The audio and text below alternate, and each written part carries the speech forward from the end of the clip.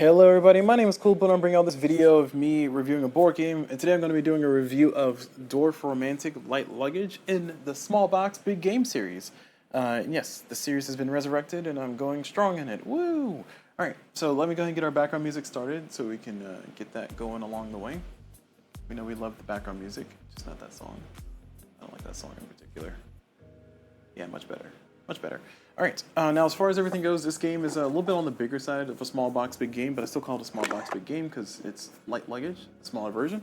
But as far as everything goes, for my type of videos, I'm going to go ahead and follow my same flow, which is I'm going to go through how to play the game first, and then I'll go over the things that I like, things I didn't like, and then give my final rating on the game. So let's go ahead and get started with this one. This one's quick enough of a game to where I'm actually going to do a full playthrough in my review video. So hey, bonus playthrough for those who watch my playthrough series where I did 3 playthroughs in one video, but it's going to be another playthrough. So as far as the game goes, we need to start setting up things. So first we're going to find our tiles. There should be a few different type of tiles. There should be special tiles, which are these ones over here, but we're not going to look at those. We're going to look at the task tiles, which have the little quotation box, I don't know, speech bubble on the back of them. And then there's other ones that are landscape tiles, which have the windmill. Now, I pointed out the special tiles earlier because the special tiles are also included in the game, and these will have like the exclamation mark on them. You do not need those, so you can throw those to the side. You do not need the ones with the exclamation mark. Those are played for later if you want to play the more advanced game, more involved game. But for now, we're gonna get all the windmill tiles without the exclamation marks, and all of the speech bubbles without the exclamation marks. And you're going to shuffle those randomly and put those somewhere. I put those here in a bag. You can use your own bag if you want. I just figure if you have a makeup bag or a canvas bag or something, it's a great opportunity. Use that. I'm throwing all my tiles here in this bag. Give that a nice little shuffle. And then I'm going to take my task points counters, and I'm going to shuffle those as best I can. There's 3 of each. There should be 3 of 5 different types. There should be 3 water, 3 grain, 3 house, 3 surround, and 3 forest. And they should range from points values of 4 to 6. So 4, 5, and 6 of each category. There's also some additional counters and markers. These are for the advanced side of things. You don't need those, so you can put those to the side. And there we go. So we got everything set. Now, for our first playthrough, and for all playthroughs, the first thing we're going to do is we're going to take 3 tiles from the landscape tiles, landscape tiles, face down out of the game. We're going to throw them out of the game. So 1, 2, 3, without revealing them. So those are out of the game. Kind of randomize things and keep it nice and mysterious. And then we're going to start by placing our task tiles. Now, there's a few placement rules in this game, but those placement rules, I guess, is important to know what your goal is. Your goal in this game is to score as many points as possible. Now, you score points by essentially finishing task tiles and also by having your longest river. And this particular playthrough is going to be very basic and straightforward, so all of these are going to be our points, and then our longest river, our single longest river, is going to be worth 1 point per tile in that long river. So that's how you're going to score your points here for your first playthrough. So for that to be done, you need to finish task tiles. Now, task tiles are the ones with the speech bubble in the back. And during the game, you will always have 3 task tiles involved. Now, when you draw a task tile, you'll draw the task tile. You look at the little speech bubble is here, and then you'll pull one of those little tokens and put it on the tile, and then you'll place a tile on your board. So in this case, I need to build a forest of size 5. Now, I'll explain more of this once I get more tiles on the board, but just know that I need a forest of size 5 to score this one. Now, during the game, like I mentioned earlier, or I think I mentioned earlier, you need exactly 3 task tiles on the board at all times. So therefore, we look at the board state, because I just started my playthrough. The board state, I do not have enough task tiles, so I need to draw another one for my next turn. So next turn, I'm drawing another task tile, and I put this on the thing. It's going to be a 6, river of 6, or lake size of 6. So I'm just going to place this like so, because I want to. And then finally, I draw one more. So I'm going to draw another one, and I need a grain field of size 5. So I'll put this here. Now, as far as placement rules, the placement rules for these task tiles are that I cannot place these task tiles in such a way that they become illegal immediately. I can place them to where they might make other task tiles impossible. So for instance, if I place this like so, then it is no longer possible for this forest to grow. Now, I'll explain this by zooming in a little bit more. There we go. If you look at the tiles have artwork on them, and the artwork has to match up essentially to consider things connected. So in this case, this forest is currently size 2, 1, 2, because the forest is connected like so. And if I were to put this here, this would be a green field of size 2 as well, 1, 2, because it's currently connected by the side.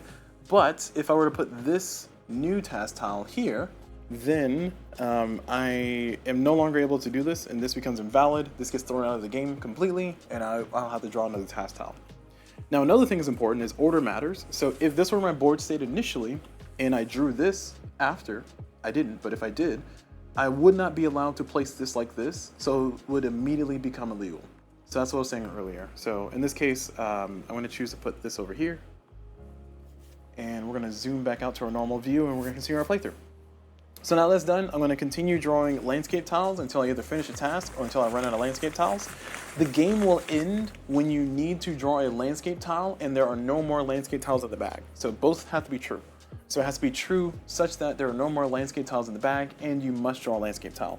And that's important because that's an important distinction, because if there's no landscape tiles in the bag, but I need to draw a new task tile, I will be drawing from the task tile bag and not the landscape tile bag. So therefore, I keep playing.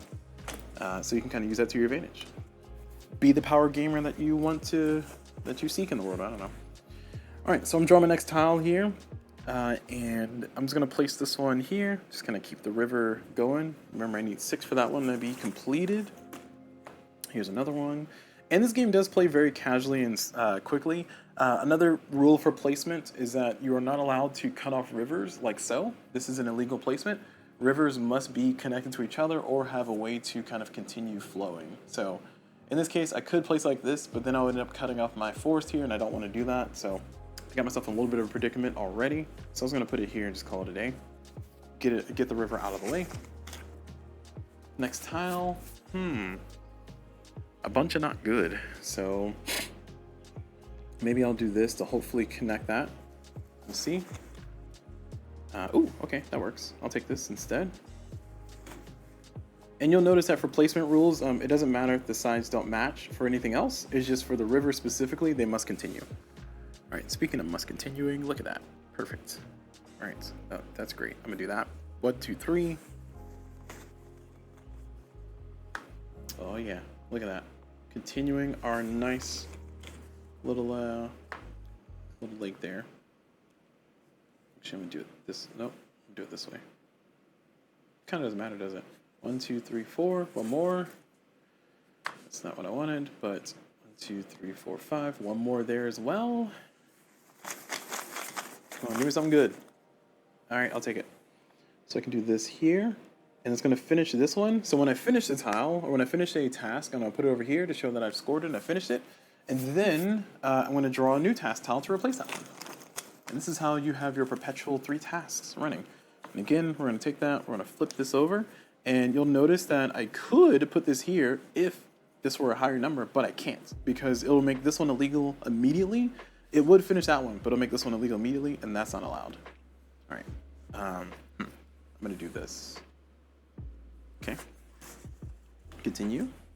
Ooh, nice, I like this one. This is a good one. Get that a better chance of growing. Okay, and then that's gonna be 4 for this forest. So that's 4 done. And then we got ourselves a house size of 6. Ooh, I don't have any building already, do I? I got one up here. I'll take it.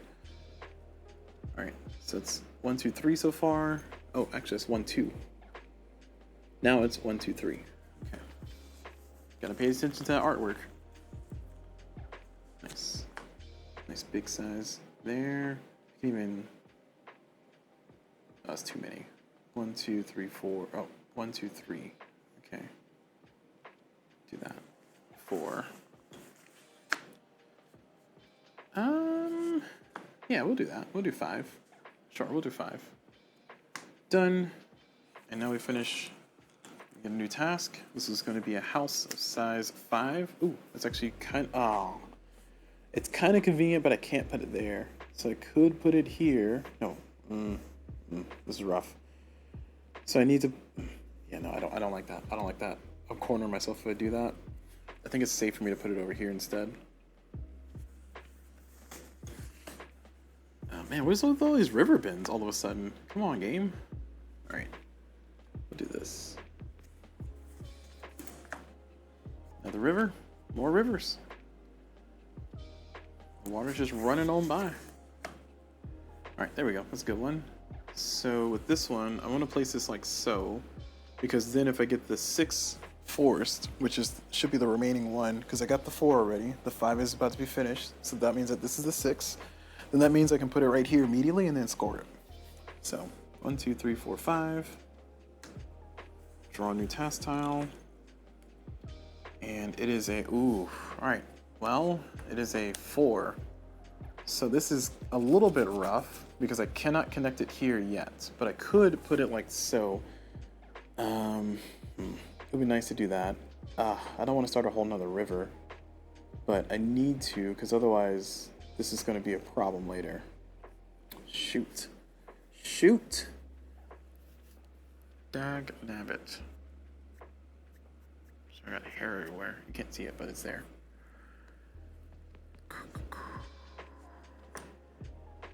We'll do that. Continuing on, I need to finish this building stuff up here, so...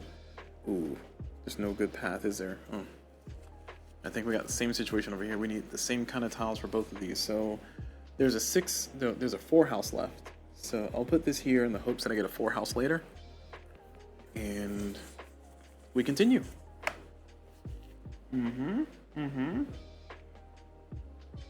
Not helping. We'll just keep building something. I don't know what, but we'll keep building it. There we go. That's what we want to see. All right, this is a good one. So this one is going to get us out of that corner. 1, 2, 3, 4. And this will help our river prospects.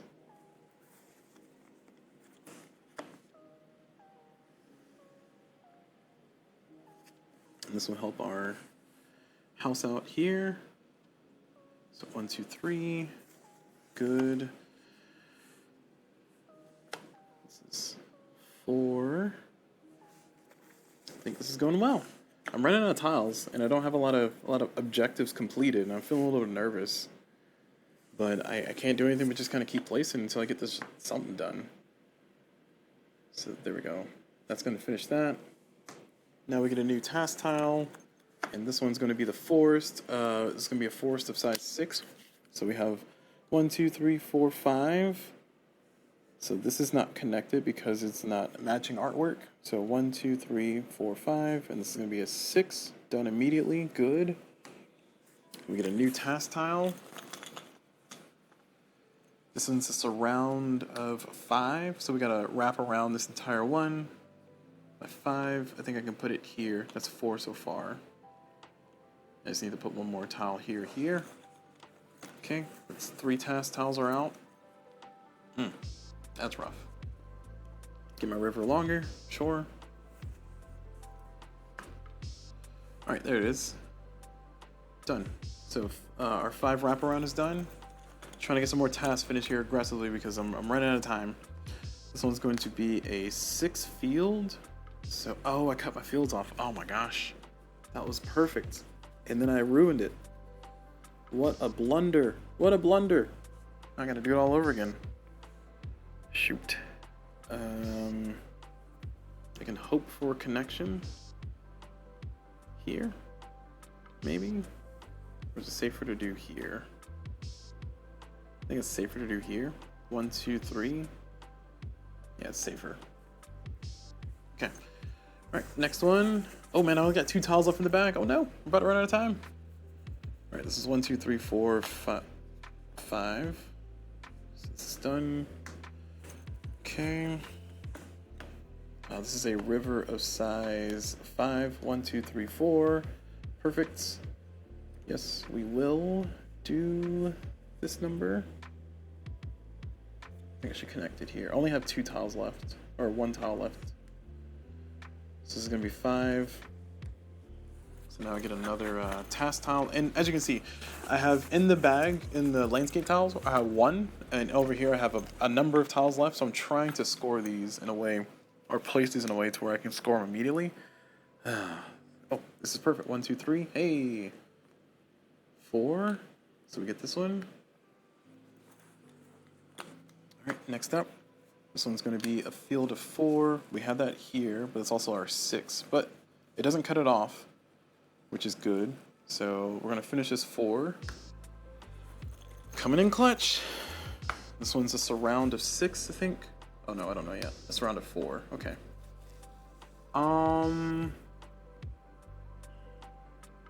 It's ideal to place it and immediately score it right now, because I got 1 tile left, and there's no place for me to do so. That's so unfortunate.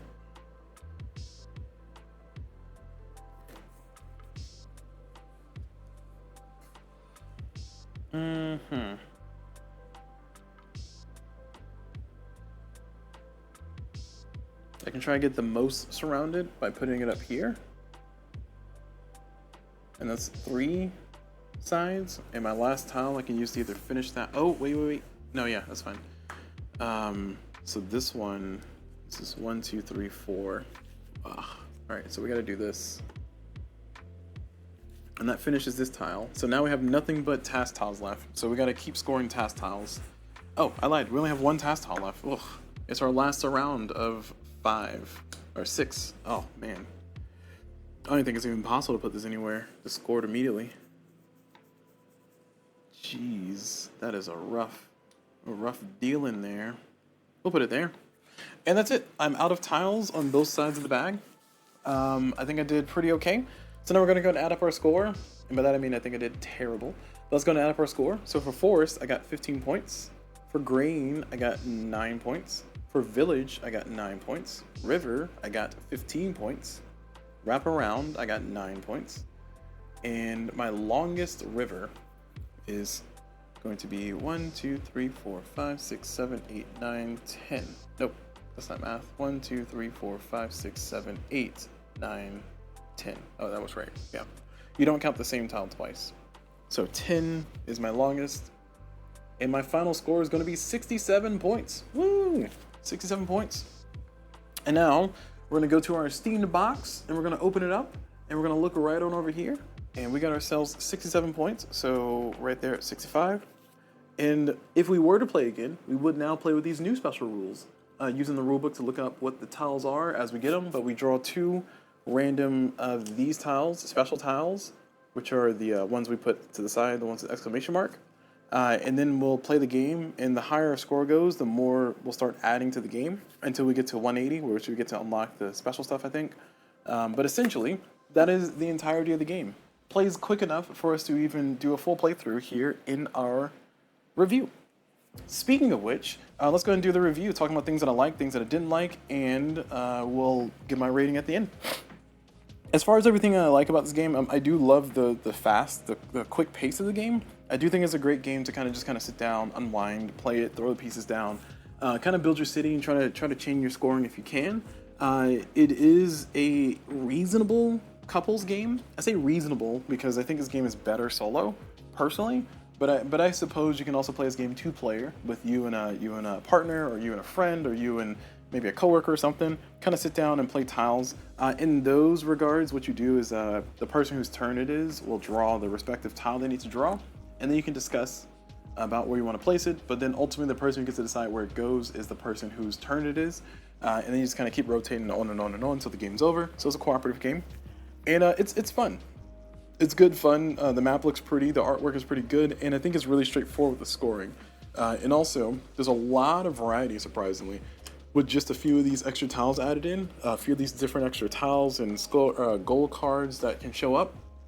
It does give you a lot of game in a very small package. And on top of that, there's also an expansion included in this box that you can use to add to Dorfromantik, the board game, the bigger brother or sibling, the bigger older sibling of this one. And I don't know if you can do it for Dorfromantik Sakura, but I think Dorfromantik Duel There's a mini expansion in here too. Is that this one? Oh no, it's just telling. Sorry, over here, there's a little sheet that just kind of tells you about the other stuff. So there's a mini expansion for oh man, sorry, mini expansion for. Oh, this is just more products. Sorry, okay, I lied.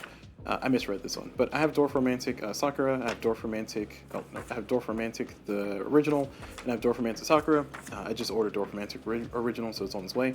But I'm saying all that to say that there's a lot of stuff inside this box, and I do think this game does a really good job of taking the experience of Dorfromantik and kind of condensing it into whatever small size it is here.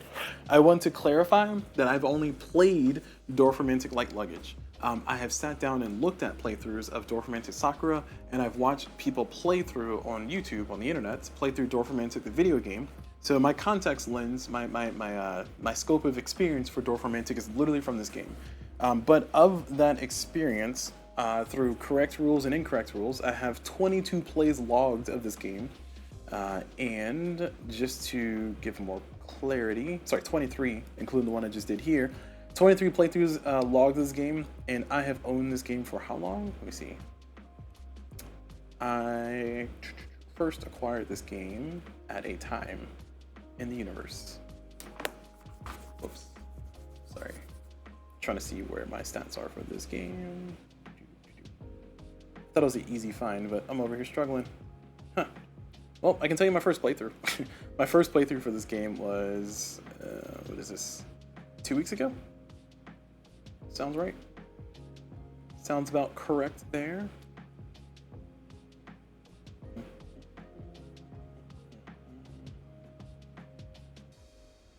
There we go. All right, found it. All right, I first acquired this game a month ago. Wow, that's it? Just a month ago? Not even a month ago, less than a month ago. Yeah. So I'm just trying to say like how much I've enjoyed this game, how much I've sat down and played it. It is a very quick and brief game. As you saw, I did a whole entire playthrough here while we're recording, and even in my playthrough, I think my playthrough video ended up being like maybe like an hour long, but I did 3 playthroughs in that one video to kind of show off some of the like the base game that we saw here, and then show off like kind of just gradually getting better, hopefully. In my subsequent playthroughs with the additional challenges that the game adds. So a lot of variety, a lot of really cool things. And I do think this game does a really great job of introducing you to the world of Dorfromantik. So much so, like I said, I have Dorfromantik Sakura on my shelf already. You probably saw the unboxing videos if you watched my previous videos of that already. But I've only played this one, so I'm excited to go back and play Dorfromantik Sakura now. I'm excited to go play Dorfromantik Original. I'm very excited to go play the computer game now that I've kind of have a taste for it and see how it goes. I heard about Zen mode and endless mode; those are cool things. But I do think this game captures a lot of that kind of peacefully put down tiles.